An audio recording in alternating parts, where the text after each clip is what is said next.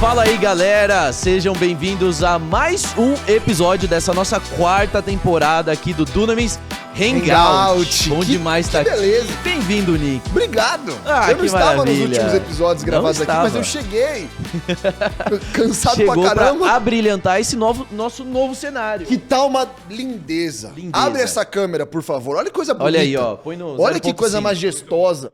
Você que tá assistindo aí, você não faz ideia do trabalho que isso aqui deu. Deu trabalho, viu? Mas o trabalhador é digno. Seu salário. Aleluia! Aleluia! Glória a Deus! Muito feliz de estar aqui. E a gente tem um convidado especial. Muito hoje. especial. Porque hoje tá sendo uma bateção de episódios de política. Exato. E que era um negócio que a gente não falou tanto assim nas últimas temporadas. É. Mas eu tô feliz da gente poder falar disso e falar com tanta substância e tendo você aqui Glória a pra Deus. estar guiando esses episódios. E eu quero apresentar o nosso convidado de hoje, que é Gui Kilter. Aê! Falei correto seu sobrenome? Perfeitamente. Que medo, um gelo agora Não, na estreia. acertou de primeira ainda. Olha lá, Maravilhoso. Gui, por favor, se apresenta. Claro. Prazer estar aqui, gente. Obrigado pelo convite. De novo, Nick, Krigner, Prazer ter você com a gente. Não, aqui passou gente top. Acabou de gravar com o Deltan aqui. Exato. Agora eu me sinto muito honrado em estar aqui fazendo parte desse episódio. Meu nome é Guilherme, tenho 22 anos, sou lá de Curitiba. Nasci aqui em São Paulo, mas estou morando lá, graças a Deus. Gosto de Curitiba. E aí. Rolou um bullying. Não, eu gosto de São Paulo. Uma benção. É, isso aí. Eu torço pro São Você Paulo. nasceu em Eu São tô Paulo, mais de Você nasceu em São Paulo, Mas capital. Nasci aqui Perdizes aqui do lado. Então, gosto muito, mas morar em Curitiba, então... Curitiba é maravilhoso. Salve pra Curitiba aí. E agora nós estamos num lugar especial. Onde é que a gente tá, Cris? Nós estamos aqui na Connections Conference. Connections Conference. O que é Connections Conference? Connections Cris? Conference é essa conferência inovadora, na verdade organizada pelo Vox, que é o Ministério de Jovens Adultos Do Eclectus. e o Eclectus da Zion Church. Então, é a galera que está se reunindo para falar sobre fé no mercado de trabalho em todas as áreas da sociedade, como é que a gente pode levar a transformação, ser a luz de verdade, ser sal também de verdade em todas as áreas. Já passaram pessoas falando sobre governo, falaram sobre ação social, sobre artes e entretenimento, sobre comunicação, inúmeras outras, e aí vai ter ainda o resto do dia. Então, tá muito interessante, as pessoas estão reunidas em mesas, tá tendo uma troca gigantesca, porque tá lá é realmente gente que tá fazendo a diferença, gente que tá com a mão na massa. Então é um baita de um ambiente inspirador. Exatamente, e por isso a gente organizou esse cenário que não é oficial. Não é oficial. Ele é provisório porque o oficial tá vindo.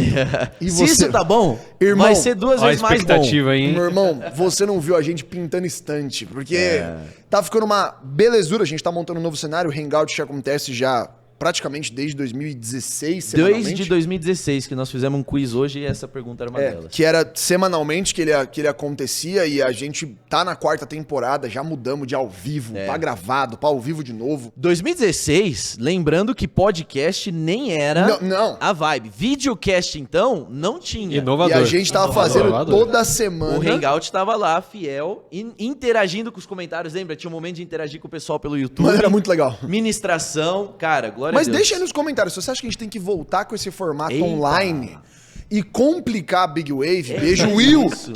A gente Uma tá alegria aqui da equipe, ele, ó. A galera tá muito feliz por trás da câmera. É isso. Mas criar essa dinâmica aí, agora tá... Enquanto esse episódio sai, tá acontecendo coisa pra caramba. Tá, muita coisa. Muita coisa. Muita coisa. Estamos com as inscrições abertas para DunamisCon. DunamisCon. Que não é mais Dunamis Conference. Não. É DunamisCon porque agora são multi-sessões. Você sabia disso? Eu sabia, 15 e 16 de novembro. 15 e 16 de... Você perguntou, eu tenho que dizer. 15 e Não vai 16 de mentir, novembro. né? Eu vou mentir, não Óbvio. sabia. Que... Mas eles não sabiam. e eu não posso falar muitas coisas e muitos O Gui detalhes. não sabia. Não sabia. Aí, não, aí. sabia. Mas não é Novidade. só mais uma plenária, vamos ter mais de um palco. Olha. Programação Simultânea. simultânea. Oi. Papai. Coisa grande, hein? E muitas novidades que a gente ainda não pode falar, porque também a gente está definindo, mas a gente vai soltar a programação em breve, as inscrições já estão abertas para você poder garantir o seu ingresso. Também o álbum do Music já está no ar, 100% do ar, o álbum Essência, você sabia Muito bom. disso? Esse eu sabia Sabia também. também, obviamente você sabe. Eu vou Esse eu fiz a perguntar, você não vai me dar. Pergunta pra mim que eu falo a verdade Obrigado, também. então. Esquece o que você sabia? Que Não o álbum- sabia, cara. Então, Que legal, show demais. E esse é o primeiro álbum que a gente solta com tantas músicas assim. legal. E com collabs. Ele é o nosso projeto como Music, o maior projeto nos últimos 3 anos que a gente tá fazendo desde a pandemia. Então ele já tá no ar. Então, se você quiser, todos os links vão estar aqui embaixo na descrição. E eu acho que é legal a gente já arrumar pro nosso papo E vou deixar você abrir aqui, Krieg, e dar um contexto, puxar aqui o Gui, porque hoje a gente está aqui para falar de política, assim como a gente falou dos episódios, mas acho que o norte de hoje não é apenas a política em si, mas o Gui ele é um exemplo Exato. de uma pessoa jovem que está muito envolvida. E nós, como Dunamis, temos essa visão de envolver pessoas cheias do Espírito Santo, apaixonadas pela palavra e pelo reino, com um evangelho de verdade, que querem se envolver dentro do ambiente político. Você Exato. que acabou de voltar da gringa, Exato. Muito chique. Estamos de volta agora aí. eu estou errando, porque você não é mais o Kriegner. Você é o mestre Mestre Kriegner. Kriegner, Que é isso? Nada, não. É um pedaço de papel. Não deu trabalho, não. Imagina. Foi susto. Mas a gente tá muito feliz de ter o Gui junto aqui com a gente, pessoal. E isso é uma coisa que eu queria já deixar aqui, ó, um disclaimer bem grandão aqui pra você, sabe? Já imagine isso aqui. Se você talvez você fala, cara, eu não sou da política, eu não me interesso por política. Calma lá. Primeiro, todo mundo, cidadão, pagador de imposto, tem que se interessar de certa maneira. Então nós vamos falar sobre isso também. Agora o Gui é um exemplo de alguém que está tomando um passo para mergulhar de cabeça cada vez mais. Se você acompanhar ele pelas redes sociais, é uma pessoa que tem feito um trabalho nesse sentido para trazer conscientização das pessoas também. Então, o que eu quero mesmo que você saia daqui é inspirado na parte política? Sim. Mas é você também ser inspirado a abraçar a paixão que Deus colocou no teu coração, o foco que ele direcionou a sua vida e você pegar isso, cara, com unhas e dentes e fazer disso o teu foco principal. Então, talvez você aí é da gastronomia, mas a determinação que o Gui vai passar aqui pra você, eu creio que vai ser um inspirador pra você fazer o que ele faz na política, você faz na gastronomia também. Amém. É Gui, isso aí. você começou a se apresentar, você deu a bola fora dizendo que Curitiba é melhor que São Paulo, mas tudo bem, a gente te perdoa por isso. Curitiba agora é minha cidade, né? Então, cada um na Mas sua, tá tudo bem. certo, a gente entende. Mas fala aí pra gente, você, igual eu, é formado em Relações Internacionais. O Somos. melhor curso que tem isso aí. pra bacharel. É muito bom mesmo. As melhores Não pessoas tem fazem comparação, não. O IBGE disse. É verdade. Alguns vão pro marketing depois, mas... mas a Que bom que eu não sou maioria- formado nem em marketing, nem em relações internacionais. Eu fiz o curso mais aleatório possível. Eu sou formado em mídias sociais digitais. Nossa. Que é isso. É muito Tipo, contemporâneo. tem nome de curso do Específico, Senai, né? Exato, Mas legal. tudo bem. Não, mas- Tá, Gui, Conta dá um pra pouco gente. desse contexto da sua Claro. história pra gente. Cara, então, eu nasci em berço cristão, sou de família cristã, fui criado já aqui, enquanto minha família foi sempre de pastores, meus tios, primos, são todos pastores. A gente se mudou para Curitiba muito cedo, tinha 2, 3 anos. Lá a gente também já se integrou na igreja, eu sou da PIB de Curitiba, Igreja Batista, né? E ali eu comecei a crescer e me desenvolver.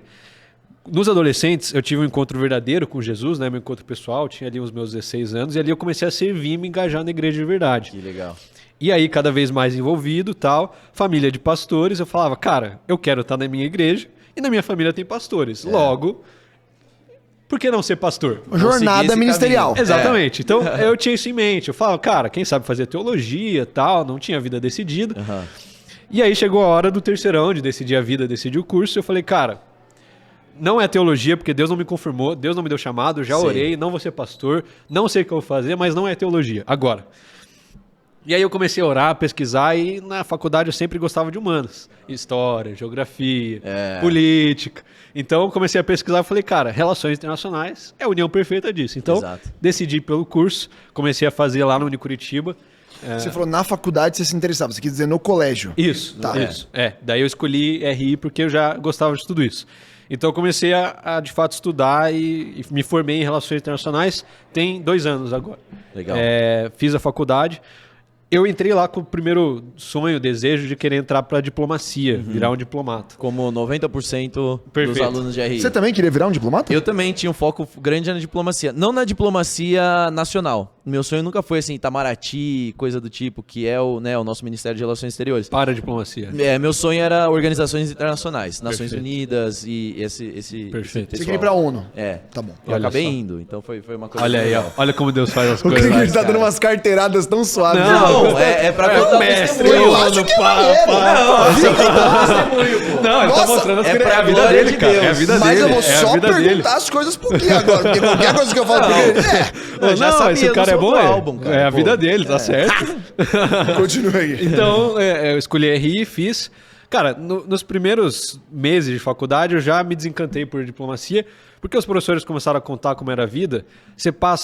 Primeiro que você passa anos estudando línguas. Você tem que falar 4, 5 línguas fluentes para passar na prova da diplomacia.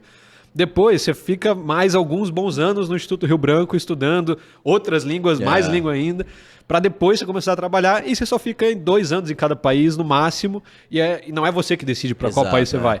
Eu falei, cara, eu tenho o sonho de constituir uma família, de viver na minha cidade, de estar aqui, trabalhar, servir. Como que eu vou fazer isso sendo diplomata?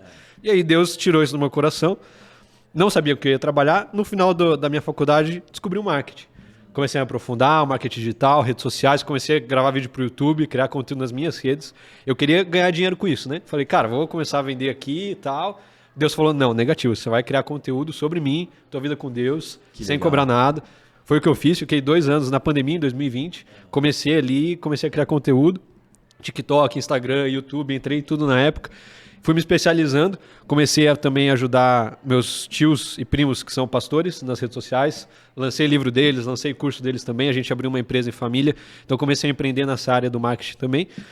Até que chegou um momento que eu estava trabalhando numa agência, atendendo grandes empresas de Curitiba no marketing, fazendo ali, vivendo isso de fato no dia a dia, quando Deus me chama para trabalhar na minha igreja. Eu atendi a PIB também, o marketing ali, a menina que trabalhava lá no marketing saiu, e Deus falou, cara, lá é o teu lugar, eu quero você lá. Eu nunca tive um plano de vida assim, Deus ia falando e eu obedecendo.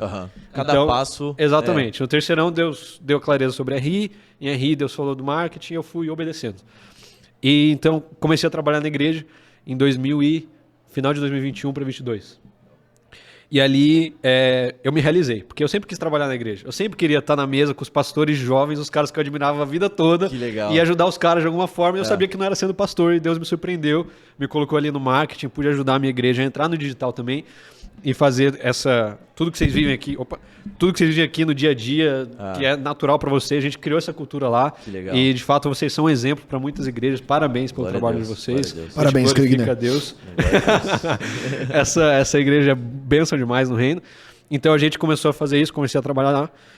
E aí, cara, aí que entra a política, né? Tava vivendo minha vida em paz, tranquilo, realizado, vivendo o propósito de Deus, ganhando bem para minha idade. E aí eu tô em um culto de jovens normal. Eu saio do culto, a gente vai no McDonald's, eu e os meus amigos. Eu tô na fila para fazer o pedido, eu abro o meu Instagram, tem uma mensagem lá. Gui, você é o próximo Nicolas de Curitiba, te vejo na política, manda uma mensagem no WhatsApp. Só que, cara, a mensagem era do Deltan Dallagnol. Para quem não conhece o Deltan, ele foi procurador da República que fez a Operação Lava Jato, que foi simplesmente o maior combate à corrupção do país. Prendeu muito corrupto. Dos principais do mundo. Total, né? Virou referência internacional. Se lançou para deputado federal, foi o deputado federal mais votado do estado do Paraná. E o cara tava me chamando no meu Instagram, detalhe, na semana que ele estava sendo cassado. Que ele estava sendo julgado, a cassação dele. E eu fiquei constrangido, essa foi a palavra, fiquei constrangido com a mensagem dele. Não sabia onde colocar a cara. Meu Deus do céu, o cara tá me chamando aqui. A gente começou a conversar e naquela semana... Mas nessa época você já se posicionava e fazia conteúdo sobre política? É exatamente isso. Então dá esse background pra gente. Eu comecei a lembrar que naquela época eu já estava entrando mais em política nacional, porque no meu Instagram eu sempre falava de política internacional. A galera vinha e perguntava, pô, você se formou em RI, como é que tá isso, aquilo? Então falava, guerra de Israel, guerra da Ucrânia, o que tá acontecendo e tal. E eu comecei a entrar mais em assuntos nacionais. Então naquela semana, coincidentemente, a semana que ele me chamou, eu já tinha falado do Maduro no Brasil sendo recebido pelo Lula, eu já tinha falado da cassação dele, eu já tinha falado da pele das fake news que estava circulando no Congresso, e não era meu costume falar desses assuntos. Estava entrando numa outra seara nacional. Naturalmente. Eu não estava planejando isso. As coisas iam me indignando, eu ficava revoltado com aquilo. Eu falava, não, preciso falar disso aqui. E, cara, eu andava na igreja, as pessoas começavam a me agradecer, assim. Cara, obrigado porque você está falando isso. Eu não sabia me expressar, você se posicionou, a gente precisa de gente que se posiciona. Eu falei, cara, tem uma demanda, a galera tá com clamor, tá querendo falar, não tá conseguindo se expressar e precisa de gente que fale por elas. E eu comecei a ver o agir de Deus nisso. 2 dias antes de eu mandar mensagem, a gente estava almoçando, minha mãe viu meu Instagram e falou, filho, ó, quem fala muito de política assim, geralmente é porque quer se candidatar, né? Então tá entrando aí na política e tal. 3 dias depois o Deltan manda mensagem. Então eu vi que tudo foi se encaixando naturalmente ou sobrenaturalmente, né? Acho que Deus foi colocando a mão dele e direcionando tudo. E ali eu me deparei com um dilema, porque eu não tenho experiência nenhuma na política. Eu não tenho familiares que são políticos, eu não tenho nada na política. Eu sabia que era um ambiente difícil, um ambiente de corrupção, um ambiente de egos, um ambiente de idolatria muitas vezes. E eu falava, cara, eu saí da posição que eu estou, extremamente confortável, com propósito, vivendo o que Deus tem para minha vida. Para ir para isso, é um grande desafio. Tenho vários motivos para dizer não. E aí eu comecei a orar, colocar diante de Deus, levei para minha família, para os meus pastores, e todos eles falavam, cara, é de Deus. Deus está te chamando, vai, você tem esse chamado, você teve tem esse apoio dentro de casa. Total. Isso era um dos sinais que eu colocava. Eu falava, Deus, antes de chegar para eles, eu falava, Deus, se for a tua vontade, que o Senhor coloque isso no coração da minha família. E eles foram autorizando, eles foram abençoando, e falavam, cara, se fosse qualquer outra pessoa na política, a gente não apoiava, mas é o Deltan. A gente confia no Deltan, então pode ir, ele representa nossos valores, ele vai te treinar, ele vai te ajudar. E ali eu saí da igreja, comecei a trabalhar com o cara de forma voluntária. Tipo, sem ganhar nada no começo ali, depois, claro, daí comecei a ganhar pelo trabalho que estava fazendo nas redes sociais dele, nas mídias. A gente entrou no Partido Novo, ele se filiou no Partido Novo, virou embaixador nacional. Você entrou com a proposta de ajudar ele na parte da comunicação ou entrou e veio que foi isso que tinha pra fazer? Cara, ele falou, eu quero você comigo em tempo integral. Sai da igreja, vem pra cá e a gente arranja o que você fazer. Foi literalmente isso. Dá um jeito. Foi senso de propósito e missão. Quando ele mandou a mensagem, ele falou, cara, eu vejo você, um Nicolas de Curitiba, eu bati o olho no teu Instagram e vi isso, não sei se é coisa minha ou coisa de Deus, ore, pense, reflita. No primeiro dia ele me falou aquilo, eu fiquei completamente chocado. Pra quem não sabe, você tá falando Nicolas Ferreira. Exatamente, Exato. Nicolas Ferreira, Isso. que é uma referência aí, né, para muitos jovens na política hoje. Ele é de BH, né, lá de Minas Gerais, deputado federal por Minas Gerais. E ali eu fiquei, cara, porque para mim o Deltan e o Nicolas sempre eram referências de pessoas cristãs na política. Eu falava, cara, os dois caras que eu vejo como referência já entraram no começo da minha história em tudo isso, fazendo parte, referência e tal, e eu senti uma confirmação de Deus e tudo isso. E ali eu saí da igreja, né, comecei a trabalhar com ele. Aí depois que ele foi cassado, ele perdeu toda a equipe do gabinete, né? Foi todo mundo desligado. E ele não tinha como contratar a galera. Então eu comecei a fazer as redes sociais dele voluntário, ajudar ali e tal. E aí com o tempo a gente foi encaixando, eu fiquei responsável pelas redes sociais dele, pelo marketing, a comunicação toda.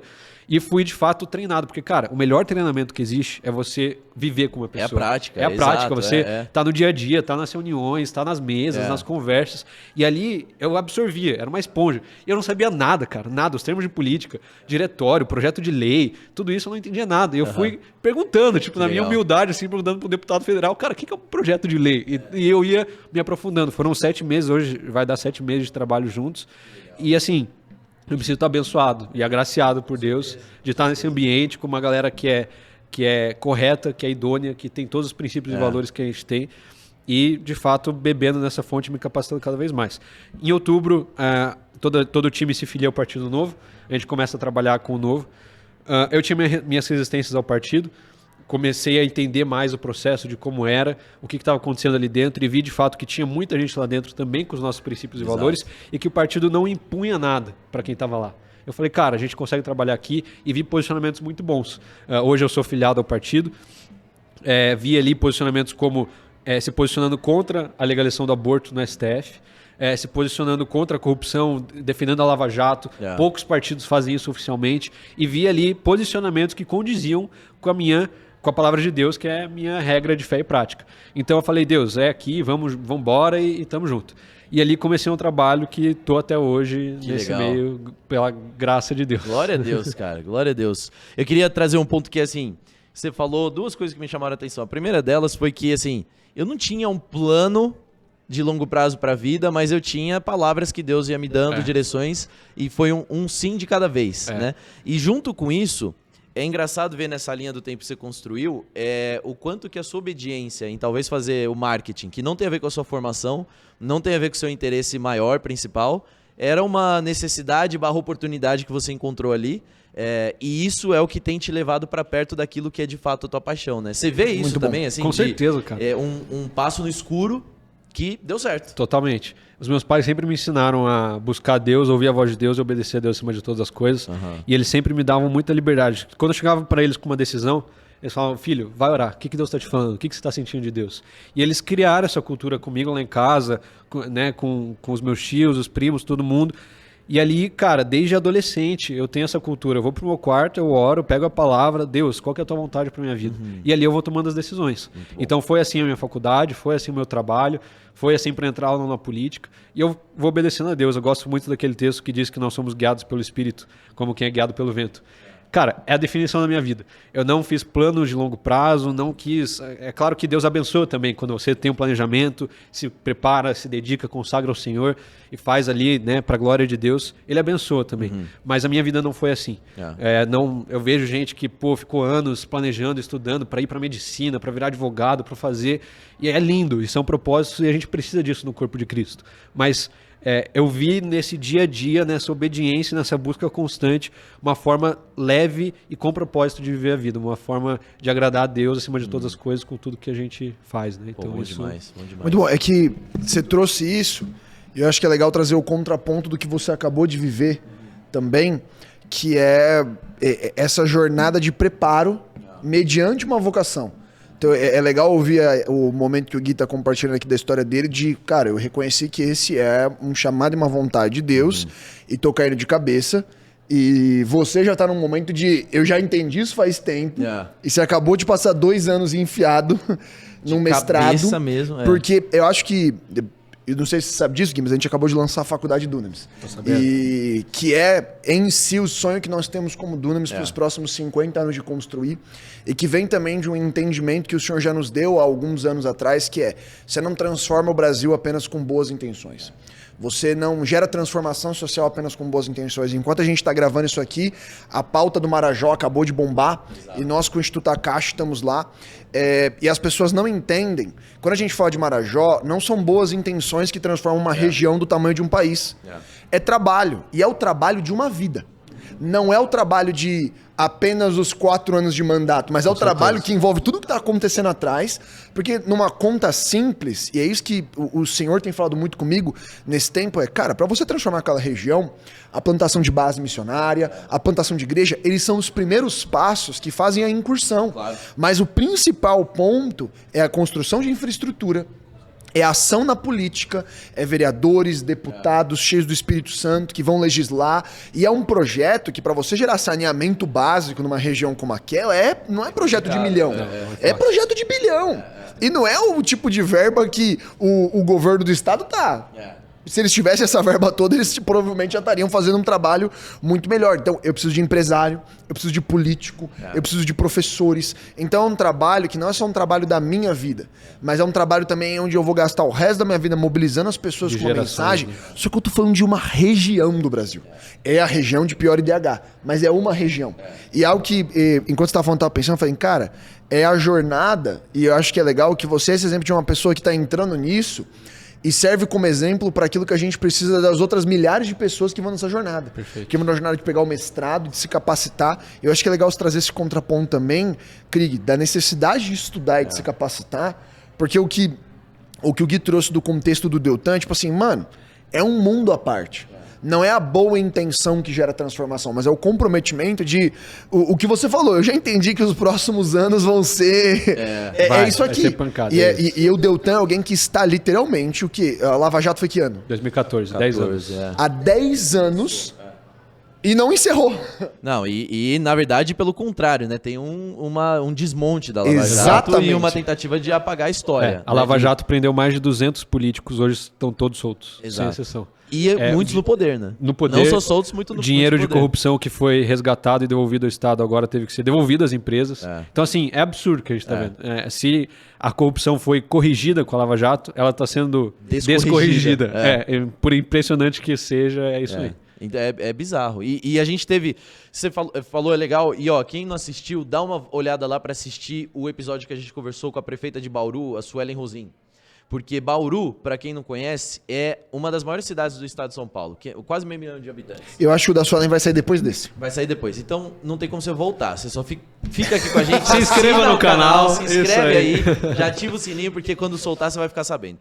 E aí, a Suelen falou o seguinte. Ela falou, eu falei, Suelen, como é que é para você, prefeita, 7 mil funcionários, então municipais? Ou seja, do dia para a noite, ganhou a eleição, tem um período de preparação aí, de alguns meses, para ela se preparar para gerir 7 mil funcionários. Quantas empresas no Brasil tem 7 mil funcionários? É uma mega empresa, sabe? E ela tá ali na linha de frente. Eu falei, qual que é, o que você procura na tua equipe? Ela falou, eu procuro competência, Alinhamento de visão, e eu procuro também essa garra, né? A pessoa ela quer ir para cima e ela quer fazer a diferença. Ela tem que ter e ela tem que ter esse jogo político, né? Esses 3 fatores. E aí ela disse o seguinte, eu falei, tá bom, e no povo de Deus, na igreja, dos 3, qual que é o mais deficiente? O que falta mais? Ela falou, competência. Por quê? Falta estudo. E, gente, quando a gente fala de falta estudo, eu sei que você tem uma realidade diferente do fulano e do ciclano. Cada um tem uma realidade diferente, cada um tem seus próprios desafios, mas se Deus colocou diante de você um projeto, uma ideia, uma esfera da sociedade, um sonho, busca fazer o que você pode para se aperfeiçoar. Hoje, especialmente hoje, se você está assistindo a gente aqui, você tem internet, você tem YouTube. Não tem desculpa para a gente não estar aprendendo alguma coisa a mais, sabe? Nós não estamos falando só de mestrado, doutorado, PhD, pós-PhD, não é só isso. É você desenvolver as habilidades através de vídeos, cursos, o que você pode para que você esteja preparado, cara. Porque você citou o exemplo de Marajó. Marajó foi de repente. Até que muitos começaram a questionar, isso é uma ação coordenada. E não foi coordenada. Isso foi uma coisa que aconteceu, a música soltou, as pessoas começaram a perguntar, quem é que está lá? E nós fomos encontrados fiel fazendo um trabalho lá. Tem outras organizações, Deus abençoe essas outras organizações e que prosperem e que dê tudo certo lá Porque também. a gente não tem nenhuma intenção de fazer isso sozinho. Não e a gente dá precisa pra fazer sozinho. Quanto mais pessoas forem, melhor. Só que nós precisamos ser encontrados fiéis, fazendo, né, preparados para fazer aquilo que Deus chamou a gente para fazer. A reflexão é, quanto tempo levou para esse de repente ser de repente? Exato. Quanto tempo o Instituto Akashi está lá trabalhando? Exato. Quanto tempo essa menina cantou a música, ficou estudando música? Exato. Quanto tempo levou para fazer aquele reality? E ela vivendo a realidade. Perfeito. Ali, né? Então Deus ele vai construindo a obra da igreja, é uma coisa maravilhosa o resultado que ele Exato. tem. E acho que o exemplo que você deu é de... que você falou, né? O estudo não é faculdade também, mas não é só isso. E acho que é os dois, mas é o que você falou. Cara, é ficar na cola de alguém que já tá fazendo há anos, sentar na sala quietinho enquanto servem o café e falar assim, tá bom, eu tô começando a entender que o buraco é muito mais embaixo, a coisa é muito mais complexa. Porque quem tá de fora não percebe a complexidade que é pra você promover transformação. Eu acho que vocês têm esse know-how pra trazer isso daí e a gente entrar um pouquinho mais nesse assunto de, tipo assim, as pessoas elas têm uma ignorância máxima sobre política. Total. Principalmente hoje o nosso público jovem, eu percebo que a gente tem uma velocidade muito rápida pra falar as coisas que a gente ouviu. Exato. E replicar narrativas e discursos. Mas a gente não faz o tracking da origem do discurso, a gente não entende o que demanda, e o que você falou é a fala perfeita. O que é um projeto de lei? Então eu tenho muita gana pra debater política na internet, mas eu não sei um projeto de lei. Eu não sei nem o que o vereador faz. E às vezes eu não não sei. quero saber também. Não Às tem o vezes menor não tem interesse. esse Só quer desejo. vencer o debate no Instagram. E aí a gente vê as aberrações em campanha de eleição municipal, o cara prometendo metrô, prometendo recapear a BR, que é rodovia federal. Mais segurança. Mais segurança, que nem é do que ele tem que fazer. Então, é a questão da gente saber também cobrar, né? Entender isso e ter esse interesse. Isso é bem legal. Esse ano é ano de eleição municipal. É uma baita oportunidade pra gente... Porque é uma coisa que eu falei com a Suelen também. A realidade é que as pessoas moram na cidade. Perfeito. Ninguém mora na União Federal. Ninguém mora no estado. Moram na cidade. É na cidade que você tem os maiores problemas. É a vaga da creche, é o asfalto esburacado, é a água, é tudo essas coisas. Tá tudo ali na cidade. Se a gente não se interessar pela cidade... a gente perde essa oportunidade de governar como igreja. Tô falando como povo de Deus mesmo, assim, né? Tomar posse da cidade. As inúmeras referências que a Bíblia faz para a cidade. São diferenças políticas, de organização política diferente, mas na tua Bíblia você já leu. Cidade. Existe uma ênfase na cidade, que é o ambiente em que todos moram ali, numa proximidade. E a igreja recebeu o poder para governar sobre isso, né? E a autoridade. Uma coisa importante que você falou, que eu acho que vale a gente aprofundar, é a questão do voto. 2024 é ano de eleição. E você, jovem que está vendo a gente, a partir de 16 anos, você deve votar para a glória de Deus. O que isso significa? Votar em um candidato cristão que fala todas as bandeiras e tal. Também, idealmente, busque um candidato cristão que defende o que você acredita. Mas não só isso. Mas não só isso. Busque entender o que faz um vereador. Busque entender quais são os atributos, as qualidades que essa pessoa tem. Estude, se aprofunde, porque aí você vai poder votar e glorificar Deus com o seu voto. Não vai ser por mero acaso. Tem uma frase que eu vi que é: como é que você vai ser um bom cidadão do céu se você não consegue nem ser um bom cidadão na terra? Isso é verdade. Então, tipo assim, cara, eu preciso entender que a nossa oração pelo órfão e a viúva, ela é uma oração vazia quando ela não tem obras. E na minha limitação, as obras que eu posso fazer é pelo menos ter a pachorra de buscar um bom candidato que pode criar transformação. Não adianta o teu discurso do pobre sem votar com dignidade, com consciência, por alguém que faz o auxílio do pobre, que vai criar infraestrutura, que vai defender pautas e promover um trabalho de qualidade, porque senão eu tô jogando meu voto no lixo. Exato. E eu entendo, até a gente, e não entrar nessa parte, mas quando você foi perfeito, quando a gente fala das eleições que elas são federais, eu entendo a dinâmica de pautas, eu entendo a dinâmica do mas nenhum desses candidatos me representa, mas irmão, eleição municipal é muita gente. Muita gente, muita gente. É muito difícil você falar que não tem ninguém que te representa. Mas é que eu acho que falta olhar pra isso e falar assim, cara, Deus ele ama a cidade. E uma frase que o Gustavo Paiva falou uma vez pra mim, essa frase ela mexeu comigo, foi, não falou pra mim, ele falou e eu ouvi, a menor visão de Deus pra uma pessoa é uma cidade. Então, tipo, cara, se o Senhor me colocou em São Paulo, eu tenho impacto, porque a narrativa do Evangelho dos Apóstolos em Atos Paulo entra em Éfeso. Ele quebra economicamente o sistema mercantil, a ponto dos caras fazerem uma assembleia constituinte e falar assim, ô Roma, pelo amor de Deus, porque dentro de Éfeso, Éfeso era tipo uma Nossa Senhora de Aparecida. Boa parte da economia da cidade funcionava Diana, em vender ídolos e mercadoria sobre a deusa Diana. O que Paulo começa a fazer? Pregar contra a deusa Diana. O comércio vai pra baixo. Os caras chamam uma economia. Mano, eles chamam uma assembleia constituinte que está ali, está testada. E eles falam com o Roma, falam assim, gente, é o seguinte, os caras estão criando tumulto.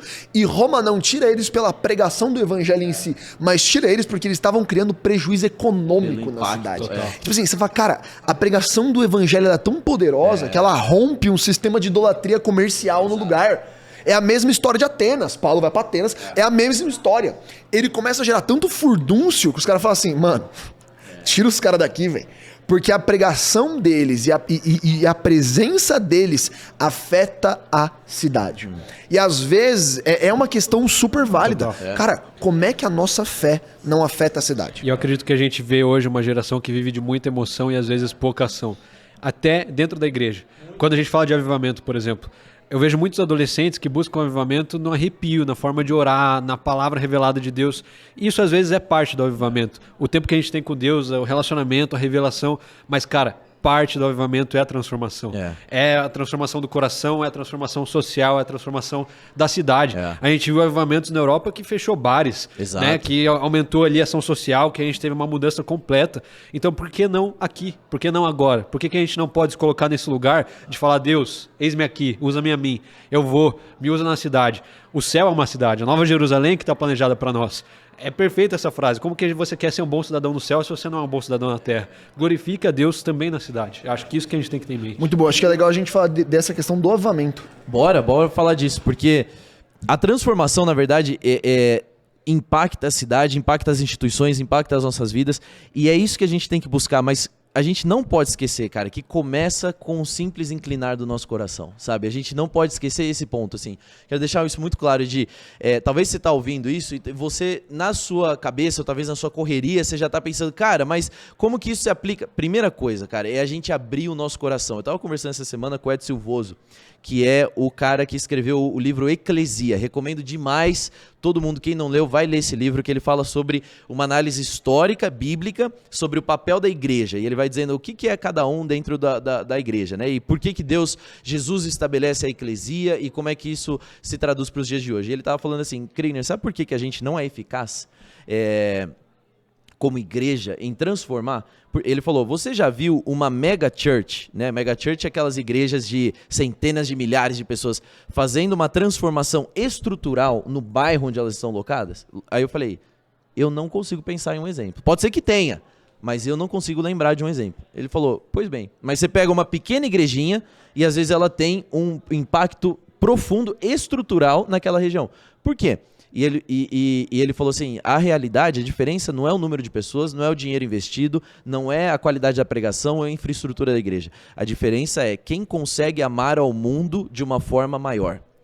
Eu falei, amar ao mundo? Nós não somos chamados para amar o mundo. Ele falou, nós somos chamados para amar o mundo. A gente não consegue causar transformação porque o nosso coração não foi despertado por um amor ao próximo radical, Muito bom. ao ponto da gente querer sair para procurar os improváveis, aqueles que nunca vão se adequar ao nosso sistema de igreja, mas que precisam de amor, e que é ali que nós vamos encontrar, levar o evangelho e a transformação. Isso é avivamento. É a gente levar levar o evangelho, a pregação do evangelho, as pessoas aceitarem a Jesus. Quando a gente olha, você citou o avivamento, por exemplo, no País de Gales, eram os operários que estavam sendo e os operários, gente, eram assim a classe mais rejeitada da sociedade. Era a galera que ganhava centavos de libras lá no Reino Unido. Na época, completamente às margens. Eles trabalhavam 7 dias por semana. Você pega na internet aí como é que era a vida dos operários britânicos, dos operários galeses. Tem uma foto, é impressionante. Os elevadores que eles levavam eles para as minas, lá para baixo, para fazer a mineração. É uma caixa de metal com várias repartições assim, e os caras entravam e ficavam agachados. Tinha umas 200 pessoas dentro de um elevador. É desesperador. É isso, pessoal. Eles saíam e iam pro bar beber e voltavam para trabalhar. Então ninguém queria ser parte da família de um operário. Ninguém queria. São aqueles que estão mais às margens da sociedade, sabe? Então, será que a gente está disposto a inclinar o nosso coração para que o Senhor venha despertar em nós uma paixão arrebatadora pelos mais marginalizados, os mais em pecados, aqueles que a igreja pode olhar e falar, é o caso mais distante, mais impossível, esse cara é impossível, ao ponto da gente amar esses tanto, que a gente vai então poder levar o evangelho e ver de fato a transformação acontecendo? Isso aí. É isso que vai trazer a transformação, sabe? Então, quando a gente está falando, gente, de influenciar a política, de influenciar o Estado, de trazer... Nós estamos falando disso, é de amor às vidas, amor às almas, é de você dar uma resposta prática a um quebrantar do coração e um queimar do coração. Com certeza. E um outro exemplo legal para a gente trazer nesse quesito prático da política é quando a gente fala do mal. Porque dentro da igreja a gente costuma falar do mal individual. O pecado do teu coração, o problema do teu irmão, vai lá e resolve. Pô, se você magoou alguém, se você feriu alguém, resolve e trata isso. Mas e quando o mal não é individual, é um mal sistêmico? E quando o mal não é só você ir orar lá, pedir perdão, não é só ir lá expulsar um demônio, é uma cidade inteira que está corrompida e dominada por uma potestade, um principado. O que você faz? Tem um livro muito bom, você não vai achar ele na Amazon, ele é bem antigo, Cidade de Deus, Cidade de Satanás. É um teólogo americano que ele escreve, ele foi missionário, ele foi para a Índia e vários países, ele via cidades dominadas por potestades. Porque ele fazia as missões com crianças, com órfãos muitas vezes, que eram suscetíveis ali ao tráfico sexual, ao tráfico infantil. E uma vez ele chegou numa casa, uma criança estava sendo abusada pelos próprios pais, ele falou, não, isso aqui não tem como, vou ligar para a polícia e tal. Ele liga para a polícia, chama a polícia, a menina fala, não liga para a polícia. Ele, por quê? Mas, né, estão fazendo mal. A polícia é quem controla isso. Nossa. É eles que controlam. Ou seja, de onde vai vir justiça, né? E aí, cara, o que você faz? Quando esse é o mal, você vai expulsar o demônio do policial? Você vai arrancar aquela menina da casa dos pais e vai levar pra sua? Quando não tem pra onde correr, o que você vai fazer? É aí que entra a transformação social. É aí que a gente precisa levantar e falar, não, eu vou abrir aqui, eu vou servir lá numa casa de orfanato, eu vou lá e vou fazer a diferença. Porque é assim que a gente consegue ser sal e luz no mundo. As pessoas esquecem que elas têm que sair das 4 paredes da igreja e ir lá fora, brilhar a luz lá fora também. Quer ver um exemplo prático? Na minha cidade, Curitiba, que é uma cidade boa, é uma cidade segura, a minha irmã estava andando na rua de casa, voltando para casa, saindo da casa da minha tia ali e voltando para casa, mexendo no celular, não devia, mas estava mexendo no celular, passa um cara de bicicleta, arranca o celular da mão dela e vai embora. Ela volta chorando para casa, meu Deus, roubaram meu celular. Eu e meu primo, a gente pega o carro, vê a localização do celular e vai atrás do cara, correndo. Ele foi para um bairro mais afastado, um bairro perigoso. Ele chegou lá, era um bairro dominado pelo tráfico de drogas, um dos poucos bairros que a gente ainda tem assim em Curitiba. E a gente falou, cara, aqui é melhor a gente não entrar. A gente tinha a localização do celular, ligamos para a polícia. Ó, ele tá naquela casa, a gente viu ele entrando, um menino assim, assado e tal. A polícia chegou lá e falou, cara, ali a gente não entra. Ali é boca. Eu não vou entrar na boca por causa do celular. Esse é o mal da cidade. Esse é o mal que a gente precisa levantar e falar, ei, eu tô aqui para responder esse mal. Eu tô aqui para ir lá na boca e evangelizar. A gente tem ali na nossa igreja uma igreja naquele campus, naquele bairro, no Parolim, que é o bairro que vive uma situação mais difícil. a nossa igreja, graças a Deus, tem um Ministério de Ação Social muito forte, que já está superando até a Secretaria de Ação Social da cidade. Olha. Por que a gente não faz isso em todas as igrejas, cara? E começa com você. Se você tem uma ardência no coração de fazer a diferença, de ir atrás da viúva, do órfão e ser sal e luz nessa terra, dá o primeiro passo, cara. Busca uma instituição se ainda não tem na sua igreja, abre na sua, levanta voluntário, vai atrás e faz a diferença, porque é assim que a gente combate o mau sistema. E eu quero puxar no negócio que você falou de ser sal e luz, e tem um negócio que eu acho que a gente não olha pra parte do ser sal. Porque a palavra, ela não fala pra gente ser sal, ela fala pra gente ser sal da terra. E esse conceito em si, quando eu ouvi isso pela primeira vez, foi aquele momento, sabe quando você tem aquela revelação que até arrepia? Que você fala assim, meu Deus, minha vida mudou. Isso aqui é forte. Porque sal da terra é um termo romano. E é uma estratégia de guerra romana.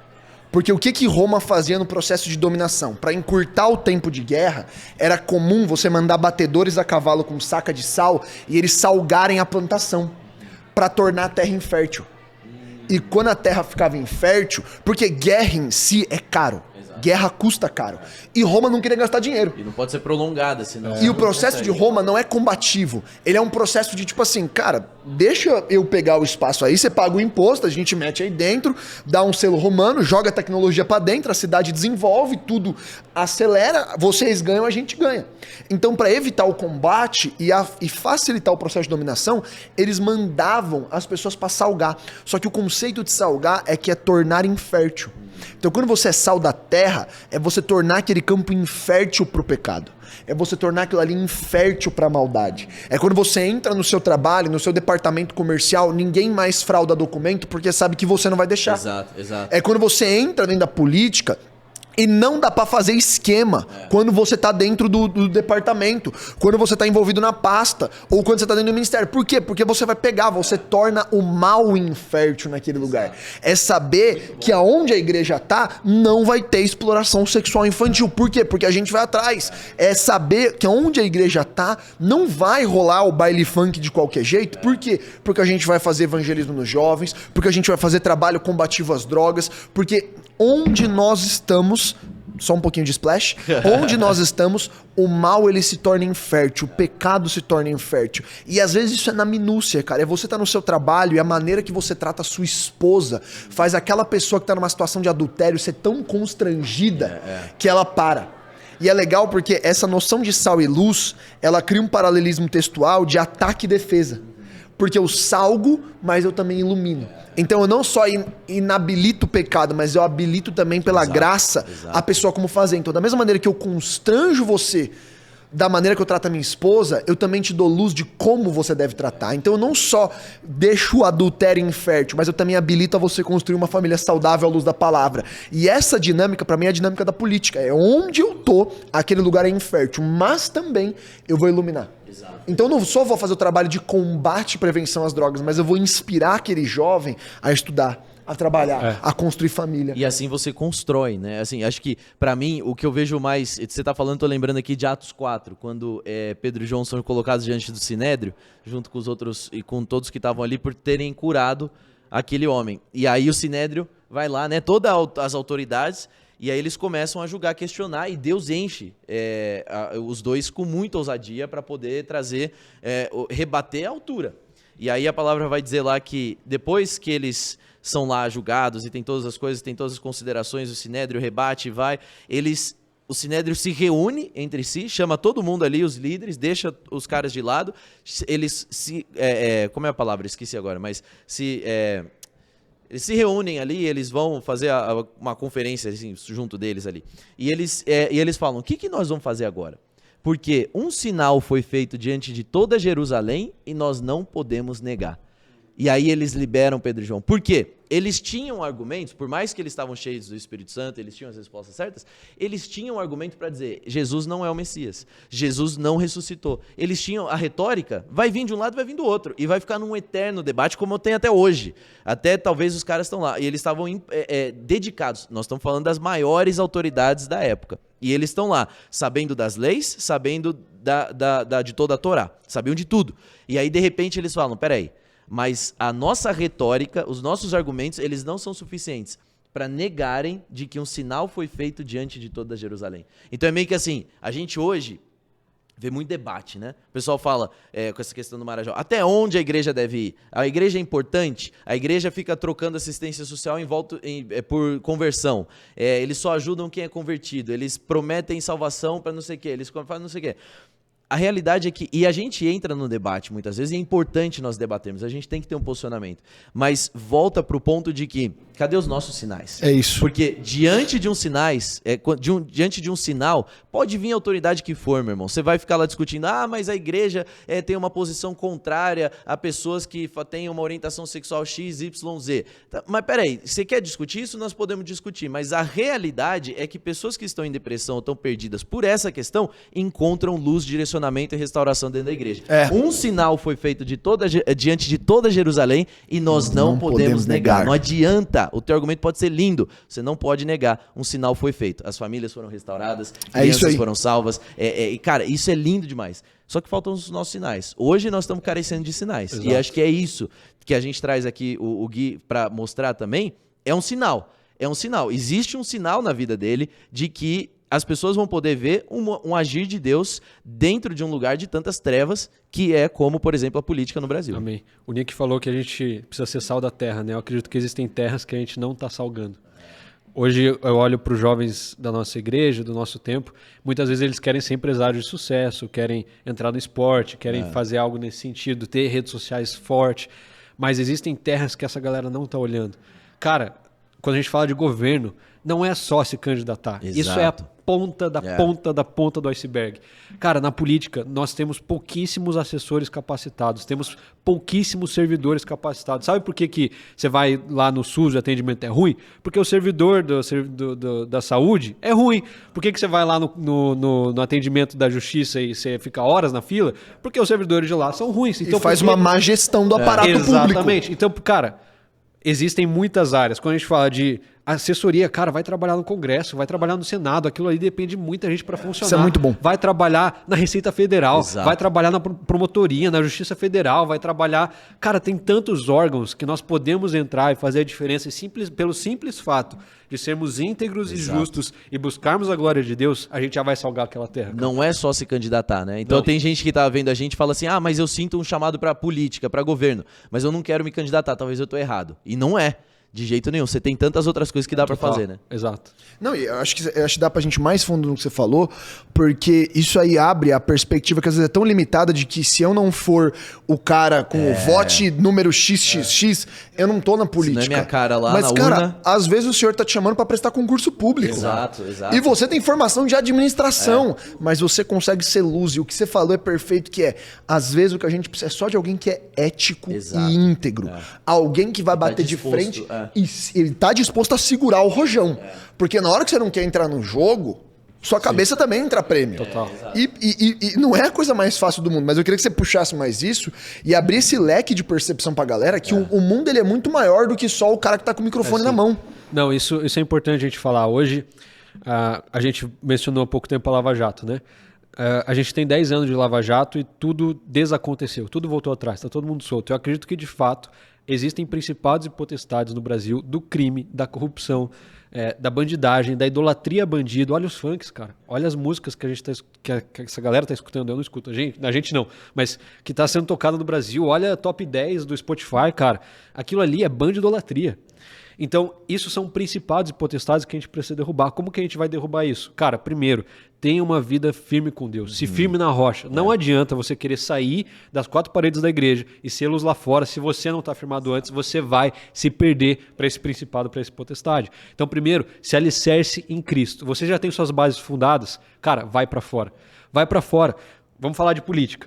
Eu não tenho carteira assinada, nem prestei concurso para Ministério, para Serviço Público. Eu tenho CNPJ, eu atendo gabinete, eu atendo partido, eu atendo estruturas que eu posso atender como empresa. Agora, você pode seguir esse caminho, é um caminho. Você pode estudar para fazer um concurso público. Você pode, cara, pegar um estágio de menor aprendiz na Secretaria de Saúde da sua cidade. Tem muitas possibilidades. Começar por algum lugar, né? Exato. As pessoas elas precisam entender como a estrutura de poder funciona no Brasil. Hoje, para você que não sabe, está assistindo isso, o Brasil é dividido em 3 esferas de poder: legislativo, executivo e judiciário. O legislativo é aquele que faz as leis, que determina o que pode e o que não pode no país. O executivo é o que executa as leis, o que executa o orçamento, que constrói a rua, que constrói a escola, que determina para onde vai o dinheiro. O judiciário é o que julga. Se tem algo errado, o Ministério Público vai lá, denuncia, e daí isso daí vai ser julgado.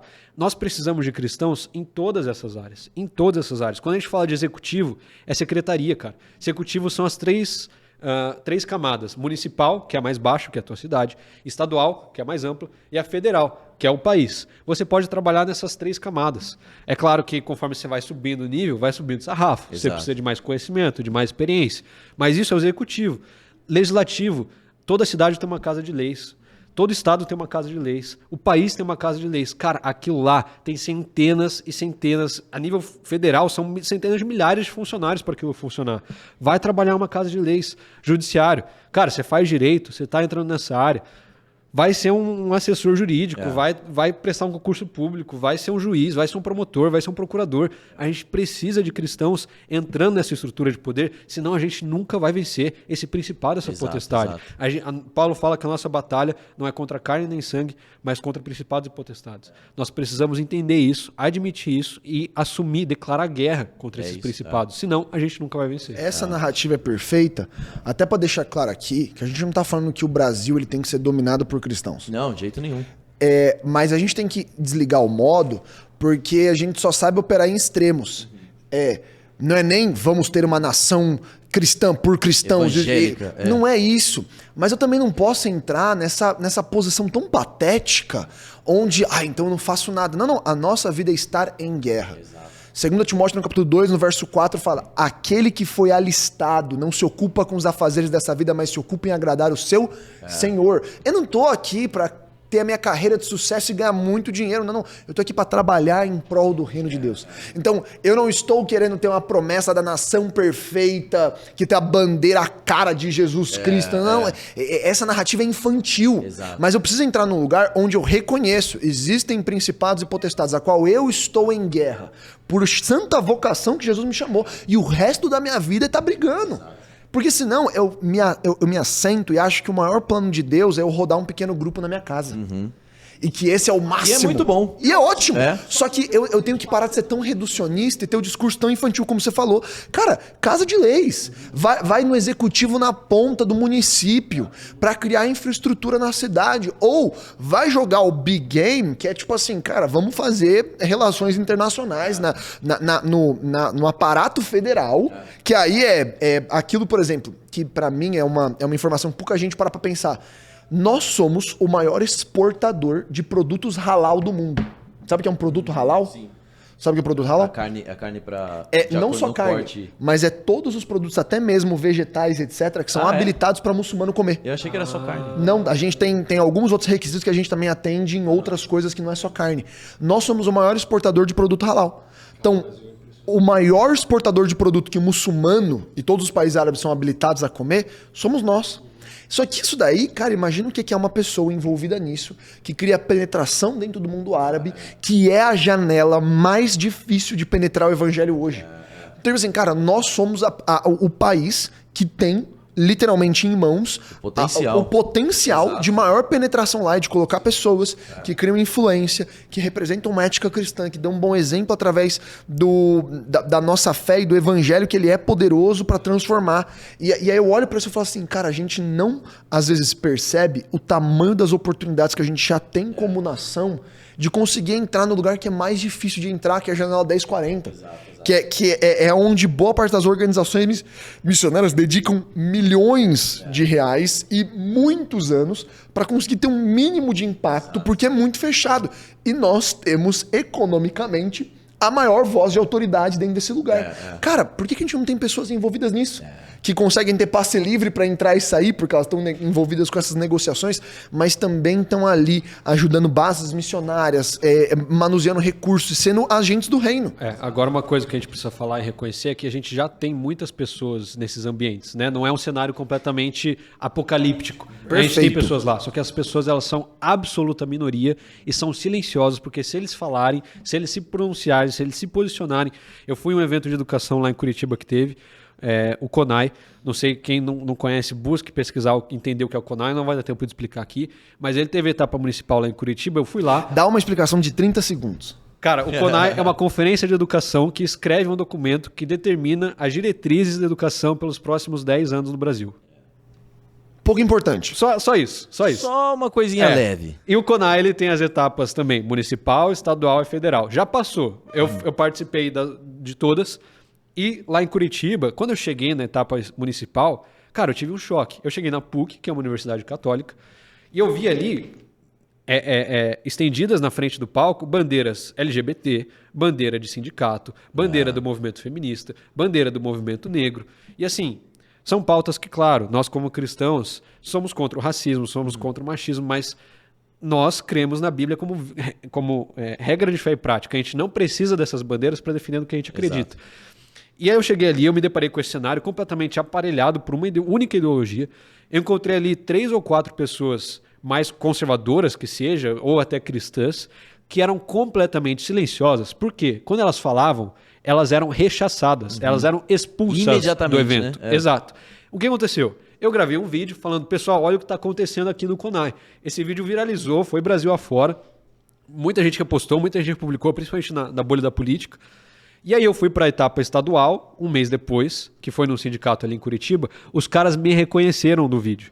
Eles me chamaram na frente, eles me interrogaram, eles ameaçaram me processar, queriam me expulsar do evento. E eu sozinho, porque se alguém se levantasse para me defender, seria rechaçado, expulso, não conseguiria fazer diferença naquele meio. Então eu tive que enfrentar isso quieto. Eles me deixaram lá no evento, colocaram 3 pessoas me seguindo, me observando. Mas peraí, eles te botaram no palco pra te entrevistar, na frente de todo mundo. É porque eu sentei lá no fundo só pra observar de novo, igual eu fiz da primeira vez. Você não tava ali, você tava ali Eu não literalmente tava pra vendo. tretar, eu tava ali Cidadão, pra... Exatamente. E você fez um observar. vídeo de algo que tava acontecendo. Aí eu tava sentado lá no fundo, um cara ali na frente levantou e falou, não, esse menino gravou um vídeo. Eu tava no vídeo, era eu gritando, porque no vídeo que eu gravei, o pessoal grita, as gay, as bi, as trans e as sapatão estão tudo organizada para fazer revolução. Era o grito dos caras. Completamente contra os nossos princípios e valores. E assim, né?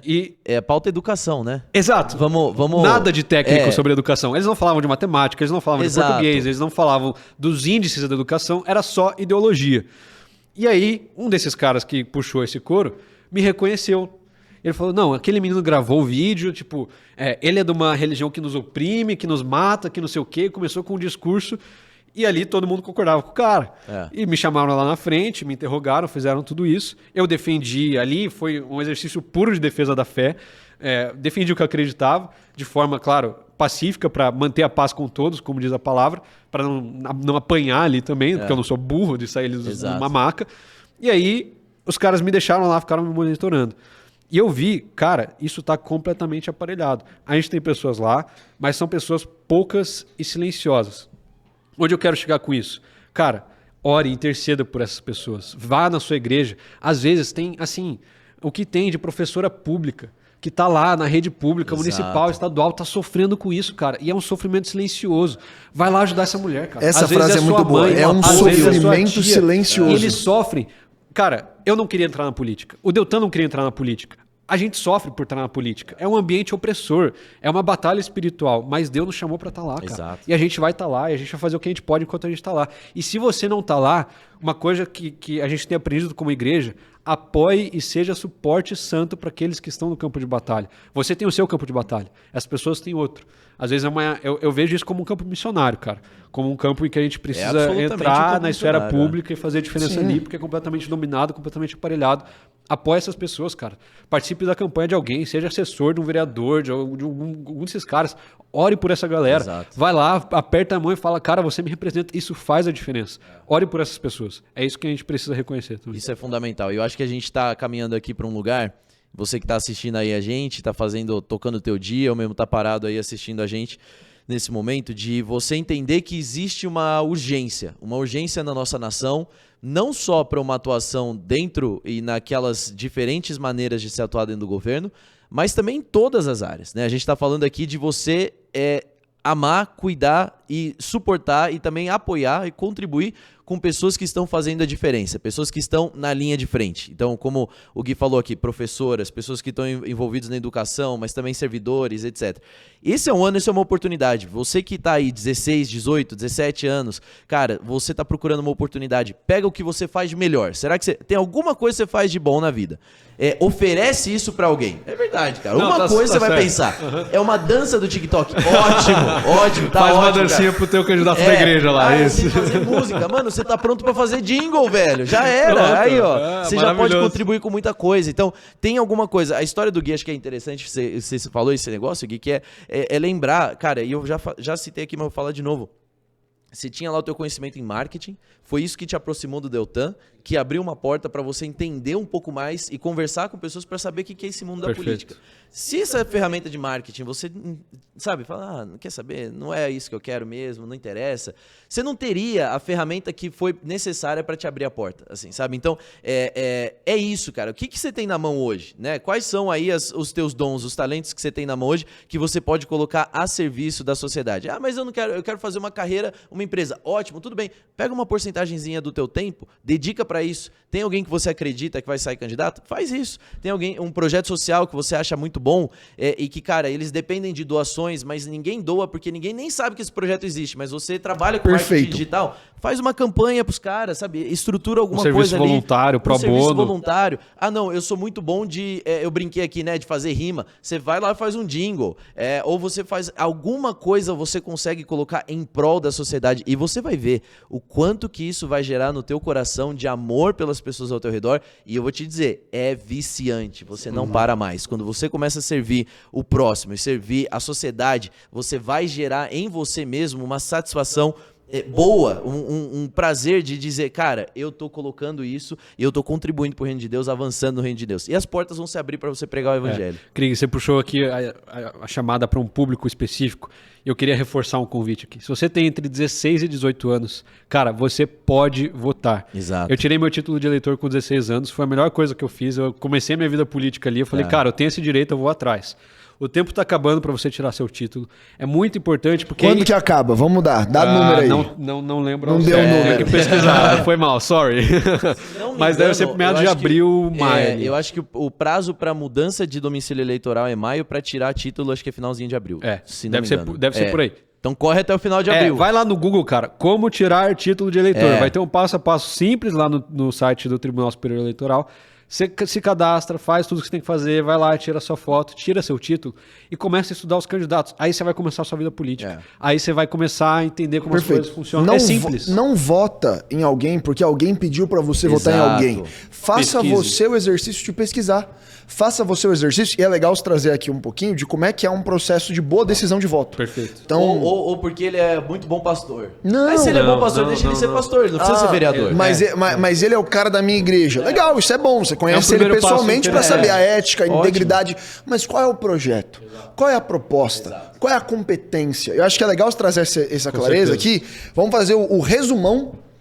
Aí você olha pra câmera. Olha, você fala, agora é direto. Mas traz o que seria os principais fatores de você que é um jovem de 16, 18 anos, não tem muita noção, mas gostaria de saber o que ele tá procurando para saber se é um bom candidato e como votar. Legal, vamos lá. Primeira coisa que é mais importante de tudo, ações falam mais alto do que palavras. Cara, você quer buscar um candidato bom, não fica só entrando nas redes sociais e vendo os vídeos do cara. Esse é um primeiro passo bom para você entender as propostas daquele cara, mas busque ver se esse cara é ficha limpa, se ele já foi preso, se ele tem alguma ação por corrupção, se ele, sei lá, tem qualquer atividade criminal. E onde eu checo isso? Aí você vai ter que pesquisar. Você vai atrás, pesquisa o nome do Google cara, ali, você consegue. vai atrás do CPF, você dá um Google aí que você consegue. Às vezes sai notícia, sai manchete, você consegue pesquisar isso, joga o nome do cara no Google e vê o que sai. Aqui, ó.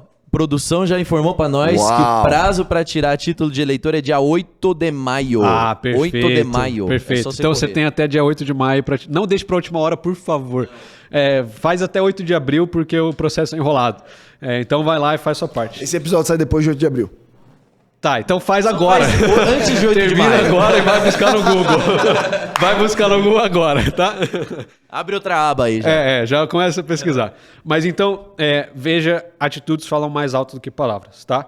Segundo, princípios e valores. Cara, no que esse candidato acredita?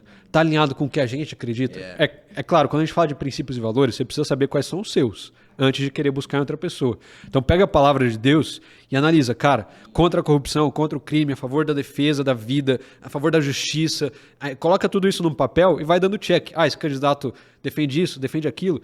E aí, claro, a gente está em eleições municipais, então o cara vai ser vereador. Você não precisa tão necessariamente buscar saber a opinião do cara sobre aborto. É importante? Porque possivelmente ele vai ser deputado federal, mas aborto é algo que é legislado a nível federal. Você precisa saber pautas municipais. Então ali o cara vai falar de educação, vai falar de urbanismo, vai falar de rua, vai falar de saúde. Então busque essas pautas. Qual que é a visão do cara? E busque saber se você está alinhado ou não. Eu acho que esses são 2 bons princípios e, cara, não tenha preguiça. Pesquisa. Veja os caras, você já vai ter na sua mente pessoas que vão te indicar. Às vezes teu pai e tua mãe vão falar, você vai conhecer na igreja, você vai gostar nas redes sociais. Pega esses nomes e vai funilando esses. Não precisa fazer uma baita, uma pesquisa de não, preciso saber todos os candidatos. Não. Começa com os que você conhece, com os que estão perto. Analisa esses. Se nenhum desses der liga, se nenhum desses passar pelo crivo do discurso, dos princípios e das ações, aí você busca outros. Mas começa com os que estão mais perto de você. Aqui eu vou dar a minha ignorância, mas na eleição municipal, eles também protocolam um plano de governo ou é só nas prefeito. federais? Só o prefeito precisa, só o executivo. Então, acho que isso pra mim foi a minha recomendação pra todo mundo na eleição federal. Leia o raio do plano de governo. Que é também pro executivo. Então, tipo assim, então vale a pena. Porque eu vi um bando de gente falando, não, governador X, presidente X. E a minha pergunta sempre era, só um segundo. Você leu? Você leu o plano de governo? Não, esse é um exemplo maravilhoso. Então, tipo, irmão, você não sabe o que o cara vai fazer. Exato. Você é só você não é um eleitor. Você é literalmente um torcedor. Exato. Você gosta de uma figura, não de um plano. Isso não é um projeto. coisa que tem. Nas Então, últimas eleições para presidente, a gente teve 2 candidatos que foram para o segundo turno, o Lula e o Bolsonaro. Um dos candidatos tinha plano de governo, outro não tinha. Não. O Bolsonaro Então, tinha, o Lula não tinha. Então como que você vai analisar um plano de governo que não existe? E não dá. E aí, e até mesmo você vai E perceber... depois cobrar Exato, pelo que você foi não tem prometido. como cobrar, porque, Exato. porque parte do nosso papel como um cheque em eleitor, branco. nosso eleitor, não é apenas votar, mas a gente também tem que ligar a chavinha de que nosso papel é sim cobrar. A pressão pública, ela faz parte da democracia, porque é isso que garante que a manutenção da democracia é feita, no sentido de eu botar pressão e falar, mano, você falou tal coisa, cadê o negócio? Cadê o resultado? Vocês agora? não têm ideia como a pressão é importante e funciona no mundo político. Deixa eu falar como funciona, tá? O Congresso Federal tem medo do povo na rua. Os deputados têm medo quando o povo vai pra rua. Isso a nível federal. Então, uma manifestação cheia de gente por uma causa bota medo nos deputados. Os caras vão ver, eles vão se incomodar, eles vão pautar projeto de lei baseado nisso. Então, você fica se preocupado, cara, será que eu vou, não vou na manifestação? Vá. Uma pessoa faz diferença. Agora, na nossa realidade aqui, cara, você mandar um e-mail, você mandar uma mensagem, você ligar pro teu representante, seja de prefeito, vereador, faz muita diferença. E você pode fazer isso, tá? Talvez você não sabia disso. Pode. Acha muito diferente, né? E tem pessoas que basicamente o cargo delas é receber essas ligações, Exatamente. e-mails Muita e gente. processar tudo isso. Porque sabe o que acontece? A gente faz várias mobilizações na política de, cara, vamos tomar essa atitude. Por exemplo, um exemplo prático aqui. A gente era contra o Flávio Dino entrar no STF. O que a gente fazia? Cara, esses são todos os senadores que ainda não se posicionaram. Entra no site do Senado, pega o telefone, o e-mail, as redes sociais de cada um desse senador e se você tem o dia inteiro, fica o dia inteiro ligando, mandando mensagem, importunando o cara. Sabe o que acontece? O deputado, o senador, o vereador, o que for, ele tem uma equipe. Essa equipe vai chegar pro cara desesperada, falar assim, cara, tá chegando muito e-mail, tá chegando muita mensagem, o povo quer saber isso, é a principal pauta. E ele cancela a agenda toda dele para focar nisso e para tomar uma posição sobre isso. Então isso faz muita diferença. Você tem abertura. Se você quiser ir na sua Câmara de Vereadores, conhecer o seu vereador, você pode, você tem esse direito, você tem essa responsabilidade. Se você quiser ir na Câmara Federal, você pode. A política foi feita, as pessoas no Brasil acham que política é porque está em Brasília, porque está distante, que é um negócio à parte, é um palácio separado. Você tem o dever e a responsabilidade de ir atrás, cara. A política, os políticos foram eleitos para atender o povo. Você pensa que o seu deputado, o seu senador, o seu vereador são empresas de prestação de serviço. Você é o cliente dos caras. Você, como cliente, tem todo o direito de ir, cobrar e pedir. Então vá, cobra e peça. Faz muita Perfeito. diferença. É legal entender isso para entender que a nossa cidadania, ela não se ocupa apenas na nossa perspectiva de vamos fazer algo como igreja, porque isso é cidadania. E é importante entender que é dever do cidadão contribuir com a cidade. Então, a igreja, você está falando que a igreja tem que fazer muita coisa, mas esse é o nosso dever como cidadão. Então, talvez você nunca leu isso, mas você não tem apenas direitos, você tem deveres. E um dos nossos deveres, não apenas perante a Bíblia, mas como cidadãos, é sim prestar serviço à cidade. Exato. É sim resolver problemas. É por isso que quando você vê um acidente e você não presta socorro, você acabou de cometer um crime, porque você, como cidadão, tem deveres. E parte do nosso dever é cobrar. Isso não é algo bom, mas isso é algo que faz a política funcionar. E eu sei que o Guiri deu os exemplos extremos, mas às vezes, cara, é só um e-mail.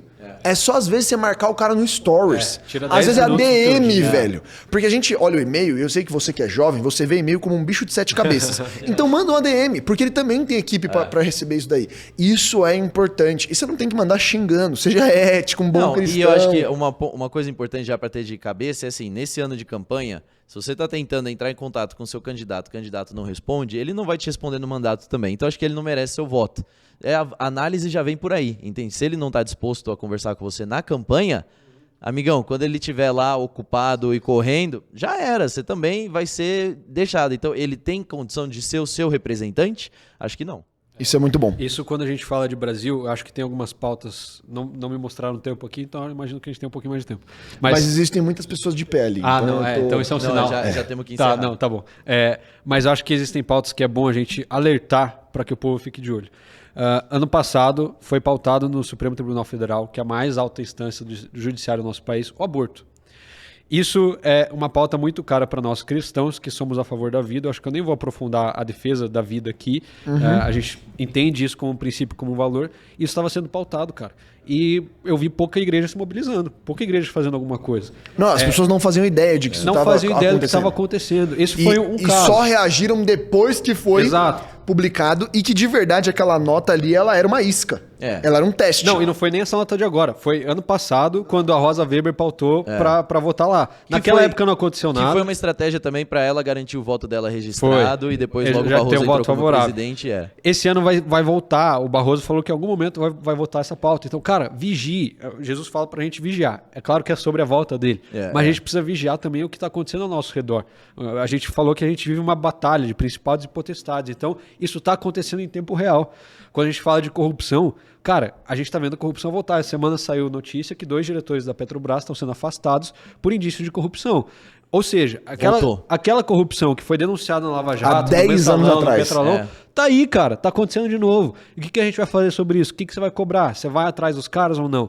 Então são pautas que a gente precisa ficar de olho enquanto igreja, enquanto cristãos, e se posicionar e fazer alguma coisa. Perfeito. Boa. E eu acho que é legal entender uma coisa aqui, que é o que você falou, que às vezes a pessoa fala, não, mas minha vida é muito corrida, Brasil é muito difícil. Mas tem que entender que o Brasil é difícil, em boa parte, por causa do quão ampla é a nossa corrupção, o quão distante são pessoas éticas, comprometidas e que genuinamente querem fazer o bem lá dentro, e que é um ciclo vicioso. Quanto mais a gente se distancia, mais margem para isso tem e mais difícil. Então você que é empresário, você sabe que sim, o Brasil não é para amadores para você empreender. Você vê todo esse esquema de corrupção há 10 anos atrás, eu sei que gera minha indignação, mas nós precisamos fazer o bem. Não pode parar. E o nosso papel aqui é, de novo, às vezes a gente olha para tudo isso e fala, isso aqui é muito grande, mas nós podemos fazer a nossa parte. Primeiro orando, e a gente tem que orar pelas nossas autoridades, independente do partido, do candidato que está agora no governo. Ore por ele. Ore pela justiça de Deus, ore pela igualdade, ore para que o Senhor esteja ali naquele lugar. Porque senão a gente se torna omissos primeiro no lugar que a gente deve ganhar em primeira instância, que é o Espírito. E só a gente pode fazer isso. E em segundo, nós precisamos fazer com que a nossa fé ela tenha obras e que ela vire alguma coisa. Então acho que é legal a gente puxar aqui, você que é o cara do final e do encerramento, considerações finais. Bora. Acho que é legal você trazer as suas e depois você jogar ele na sinuca de bico. Bora. Pra fazer. Já estão armando aqui bico, contra mim. bate bola, jogo rápido. Vamos fazer isso. Eu acho que, assim, uma coisa que a gente precisa ter clareza e queria que a gente lembrasse do que foi falado aqui é, de novo, da urgência. Vou bater na tecla da urgência. É para agora, é urgente, é para hoje. É o que você tem na mão. Não dá para ficar esperando isso ser perfeito, ou não dá para ficar esperando isso ser talvez o melhor que você imaginou. Você acha que é pouco, mas diante de Deus vai ser muito. Então, acho que a coisa que a gente mais tira aqui da nossa conversa é isso. Assim, o que você tem na mão agora? Sabe, o exemplo do Gui é muito bom para isso. O que você tem na mão agora e como que você consegue colocar isso a serviço da tua nação? Ou talvez nação é grande demais? Da sua cidade, do seu bairro, dentro daqueles que estão fazendo a diferença. E com isso, fortalecer também essa questão da cobertura espiritual. Nós precisamos no Brasil. Se não tiver essa profundidade de oração, nada do que a gente fizer vai se sustentar, sabe? Nada do que... eu acho que por alguns anos a gente meio que acomodou. Era tão difícil e a igreja orou, de repente começou a respirar, achando que tinha um pouco mais de esperança, um pouco mais de espaço, e de fato tinha, vamos abaixar um pouco a guarda. E com isso a gente perdeu espaço também. Então tá na hora da gente reconquistar espaço em oração, espiritualmente falando. Mas hoje, com essa conversa nossa aqui, depois que nós já vamos desligar. Depois que a gente desligar, já faz uma listinha. O que é que você tem na mão que pode estar a serviço do seu bairro e da sua cidade? E como é que você coloca isso em prática imediatamente? Quem é que você tem que ligar? É teu primo que vai sair candidato a vereador, você confia nele? É o teu amigo que é presidente de uma ONG ou que atua numa organização? É a sua igreja que tem uma missão para fazer? Alguma coisa prática e efetiva que você pode fazer imediatamente. Assim nós vamos amar o mundo, amar os perdidos e também expandir o reino de Deus na cidade. Muito bom. Gui, vamos lá. Considerações finais e oração final pra gente encerrar. Vamos lá. Cara, considerações finais de vida. Resuma esse podcast em 3 áreas, 3 palavras. Primeiro, indignação. Busca o que tá te indignando, cara. É isso que vai ser o seu combustível, o seu chamado. É um escândalo na saúde, é a fila do SUS, é a ideologia na educação, é a corrupção. Cara, isso é a sua chave. A gente falou de muitos problemas aqui. A chave para você que está ouvindo é o que te indigna. Vai atrás disso, ore por isso, se envolva com isso. Então, primeiro, reconheça sua indignação. Segundo, oração. Ore, cara. Ore por quem está no campo de batalha. Ore por essas causas, ore por esses motivos. Ore pelo Brasil, cara. Ore pela nossa nação. As pessoas pensam que o Brasil é um sistema organizado de corrupção, de crime. Cara, é uma bagunça. O Brasil é uma bagunça. Cada um faz o que quer, cada um tem seus interesses, é uma guerra de interesse. Brasília é uma briga de egos. Então, ore. A sua oração ela tem poder e a oração do justo é eficaz. Esse é o segundo ponto. Terceiro, ação, cara. Haja. Isso que o Kriegner falou é perfeito. Haja com o que está nas suas mãos. Um exemplo prático aqui. Saiu um escândalo de corrupção um tempo atrás, de que um deputado da Câmara, André Janones, estava com suspeita de rachadinha. Vazou uns áudios falando que rachadinha, para quem não sabe, é um crime, que o cara paga um salário e fica com uma parte do salário dos assessores. Eu, Deltan, a gente viu isso, o Deltan não é mais deputado, eu não sou vereador, a gente falou, cara, o que a gente pode fazer? A gente pode protocolar uma notícia crime para o Ministério Público investigar. A gente escreveu a notícia crime, a gente protocolou no Ministério Público. Isso foi no final do ano passado. No começo do ano a gente recebe um e-mail falando que o Ministério Público aceitou a denúncia, mandou para a Polícia Federal, a Polícia Federal instaurou um inquérito, mandou para o Supremo Tribunal Federal, o Supremo Tribunal Federal autorizou a quebra de sigilo bancário e agora esse cara está sendo investigado por corrupção. Porque o que a gente tinha na mão era um documento, cara. Era uma notícia crime. A gente escreveu e agora provavelmente a gente vai ter um corrupto a menos em Brasília. Então, você não tem ideia do poder que tem as armas que tem na sua mão se você consagrar elas a Deus e fizer o seu melhor com elas. Então, o que te indigna, ore por isso e haja com o que você tem em mãos. Acho que esse pode ser o meu... E tire seu título de eleitor se você ainda não tem. Muito bom, muito bom. Foi cabeçudo esse podcast também. Foi bom demais. Uau! Eu gosto. Eu também. Espero que você tenha gostado aí em casa. E que você tenha sido inspirado. E pra gente encerrar... tomar atitude. A gente sempre encerra todos os hangouts com uma oração. Então, por favor, Gui, ore. Nos guia. Senhor Deus Pai, a gente te agradece por esse tempo de conversa que a gente teve aqui. A gente agradece por cada casa que ouviu as palavras que ecoaram aqui nesses microfones. A gente agradece por cada coração que recebeu uma palavra do Senhor, uma confirmação, uma indignação, uma ideia que seja, Pai, mas que a gente sabe que veio do Senhor, Pai. Hoje a gente se entrega a Ti, Pai, pedindo, age em nosso meio, Pai. O Brasil é Teu. Nós entregamos o Brasil em Tuas mãos, Senhor. Aviva pessoas, Pai. Levanta pessoas para fazer a Tua obra onde elas estão, Pai. No município onde elas estão ouvindo isso, Pai. No lugar onde elas estão, na secretaria, na escola, no governo, Pai. Levanta trabalhadores para a tua seara, o que nós pedimos e clamamos, Pai. Continua capacitando a tua igreja, levantando pessoas para fazer esse trabalho, Pai. Essa é a nossa oração aqui hoje, em nome de Jesus. Amém. Amém. Amém. Amém. Valeu, galera. Obrigado por estar conosco aqui. Olha, se inscreva no canal. Tem muita coisa boa saindo nessa 4ª temporada que tá revolucionária. Tá boa demais. Tá boa demais. A gente vai daqui a pouco pro nosso cenário oficial. Por favor, se você tá ouvindo a gente pelo streaming, também se inscreve ou no Spotify ou qualquer streaming que você tá ouvindo e compartilha esse episódio. Nós acreditamos que hoje aqui na Connections Conference a gente teve a oportunidade de conversar com várias pessoas, muitas pessoas da área da política e também dos negócios e das artes de entretenimento, e que é aquilo que é a nossa principal força motriz como Dunamis, que é entender que você não foi chamado apenas para estar na igreja, mas você foi chamado para manifestar o reino de Deus fora dela. Que o Senhor te abençoe. A gente se vê semana que vem no próximo episódio. Valeu, Gui. Tchau, tchau. Tamo junto.